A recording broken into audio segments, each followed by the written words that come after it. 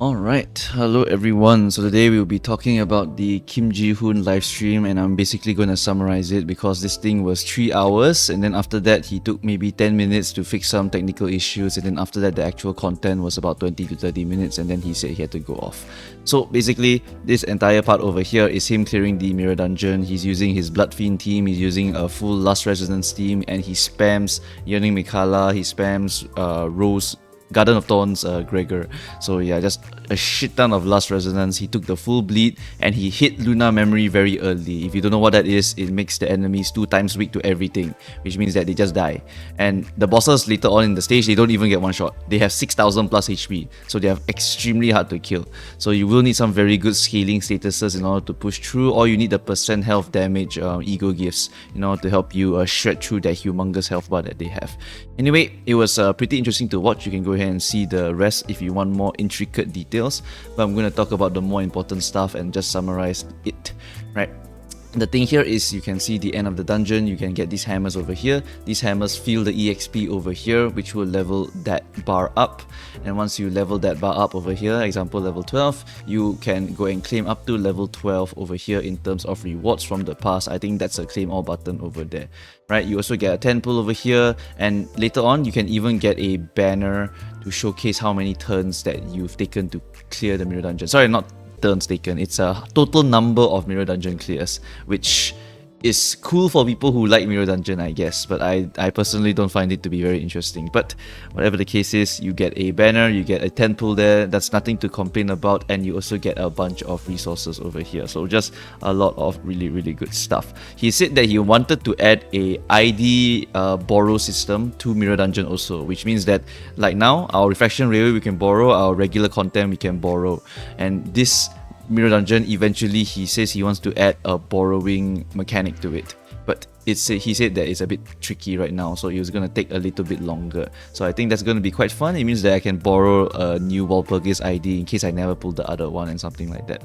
So yeah, alright, so that's the important stuff to talk about for this mirror dungeon part over here. Let's talk about more anniversary related stuff. So first part, as long as you log in within Feb 27th to March 27th, you're given a 3-star guarantee 10 pull. Very nice stuff, but that's not all the rewards you're getting. You're also getting 8 single pulls, 1 selector S1 ticket, 1 selector S2 ticket, so season 1 and season 2, and then after that you get a module ID uptie. You're also getting a module ego uptie. This one is for WoW egos, which means that you can uptie a WoW ego to max. You can uptie any ID you want to max also. It's very powerful.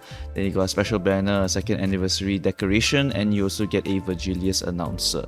So yeah, lots and lots of good stuff. This one is a login event. You must log in for 14 days. You can buy a pack to get Virgilius earlier, but not really necessary because you can just log in for 14 days and you'll get him immediately. So yeah, I don't think that's going to be a big issue.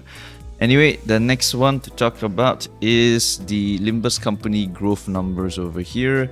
You can see that Limbus has just been growing and it's very good for business. After that, we also have a pretty big thing for Kim Ji-hoon, because he said something like, if I ever get a signboard if I ever put a games signboard up as an advertisement, I will have succeeded. And over here, he actually did this in Akihabara, Japan. So yeah, pretty good for him. Next one is going to be the tutorial improvements. Yes, we are getting a tutorial update, which is actually quite crazy.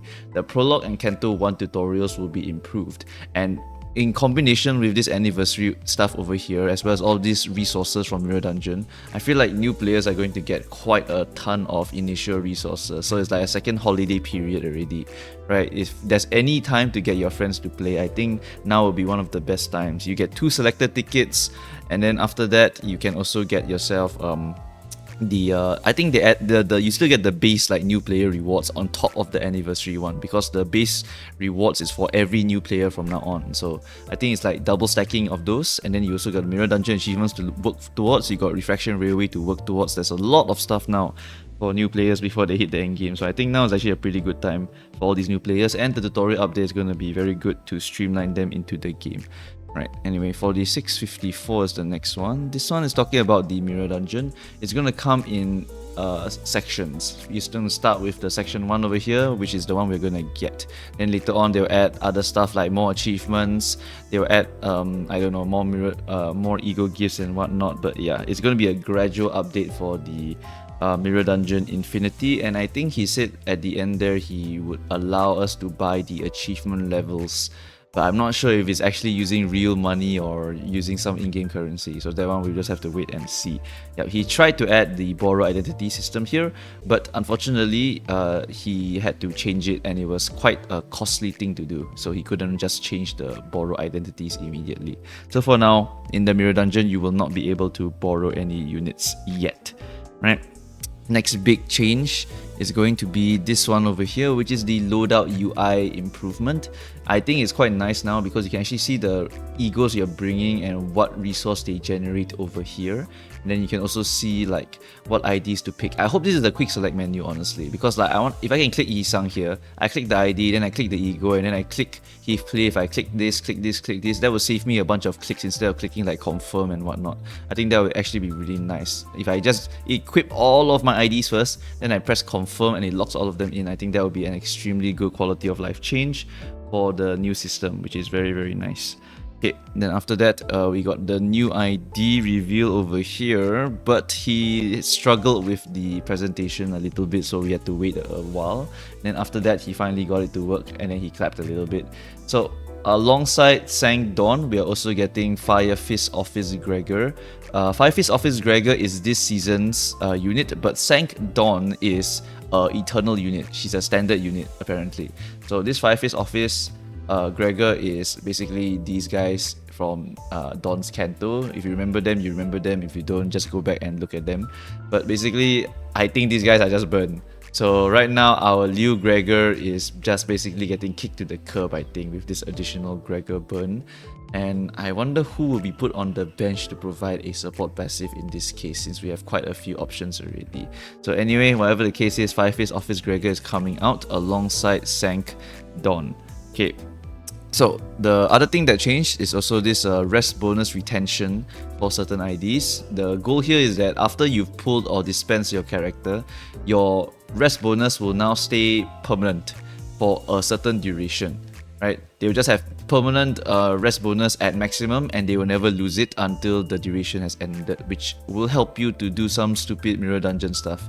Because last time, what happened is that after you burn the rest bonus, you just have to accept that you have no more rest bonus, and then you won't be able to pick other interesting nodes and whatnot.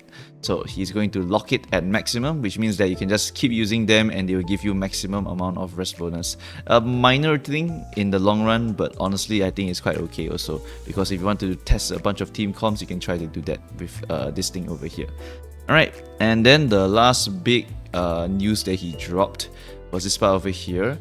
He wrote 3D over here, which is he wants to make a spin-off game to explore stuff like NCOP storylines or Distortion Detective in a sort of 3D action game.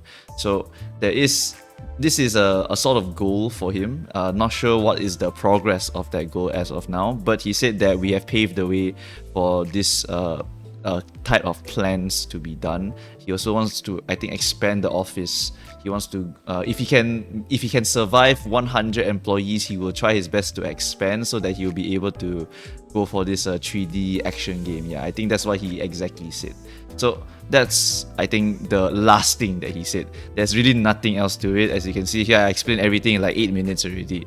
Yep, so the main thing here is we're getting a bunch of great rewards here. He talked about the business, talked about Ham Hang Pang Pang, talked about the daily user count. We're getting Fireface Gregor, we're getting the Sank Dawn alongside, and Liu Gregor is probably going to be out of a job. And then after that, tutorial improvements, Akihabara banner, and then after that is going to be some packs here. I recommend not buying these, by the way, because I think they're scams. The Lunacy pack is ultimately going to be better for the long run, and Mirror Dungeon new content is quite fun for me, because all you need to do is just get a bunch of ego gifts and then just destroy all the enemies. I think one of the other achievements that you see here is that you need to full clear every single pack in the mirror dungeon, and then after that you'll be able to claim some of these things over here. There's a lot of other stuff here. You need to use ego a certain amount of times, you need to get a certain amount of ego gifts, blah blah blah. Yeah, it's just going to be a lot of achievement stuff for people who have nothing else to do. Then they just go and grind mirror dungeon and they try to get these things over here and try to push as high as possible with all of their characters. I think the best statuses for this one is definitely going to be Rupture, Bleed, or Burn. I think Burn is going to be king. Bleed, Kim Ji-hoon showed it, but it is honestly carried by Lunar Memory. That run was super carried by Lunar Memory. Like Yearning Mikala did 2 point something thousand damage. It's actually ridiculous how much damage it did with Lunar Memory. But yeah, basically Mirror Dungeon, lots of fun stuff to go and play around with and stuff to go and collect so you can get the additional rewards. The rewards themselves aren't super major, but they do give one pull, so it's worth it to go and do it anyway. Alright, so that's going to be it. There's nothing else to this entire live stream. He took 2 hours and 30 minutes, and then after that he had some technical issues, and then after that he just talked about all of the stuff I cited before. Yep, so that's going to be it really for this video. If I missed anything or you have a better translation, feel free to just comment down below also. Right, I think that's going to be it. Thanks guys for watching, and I shall see you guys next time. Bye bye.